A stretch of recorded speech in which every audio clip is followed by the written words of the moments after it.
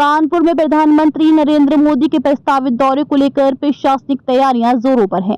इसी क्रम में आज प्रमुख सचिव यूपी और पुलिस महानिदेशक डीजीपी ने चंद्रशेखर आजाद सीएसए यूनिवर्सिटी पहुंचकर कार्यक्रम के लिए चयनित जनसभा स्थल का विस्तृत निरीक्षण किया। उनके साथ जिले के सभी वरिष्ठ प्रशासनिक और पुलिस अधिकारी भी मौजूद रहे। जानकारी के अनुसार प्रधानमंत्री का ये दौरा 24 अप्रैल 2025 को प्रस्तावित है और इस दौरान एक विशाल जनसभा का आयोजन किया जाएगा। इस कार्यक्रम को सफल बनाने के लिए सुरक्षा व्यवस्था, यातायात प्रबंधन और अन्य आवश्यक तैयारियों को अंतिम रूप देने के लिए ये निरीक्षण किया गया। अधिकारियों ने स्थल की सुरक्षा, भीड़ प्रबंधन और अन्य व्यवस्थाओं का जायजा लिया ताकि कार्यक्रम के दिन किसी भी तरह की कोई कमी न रहे।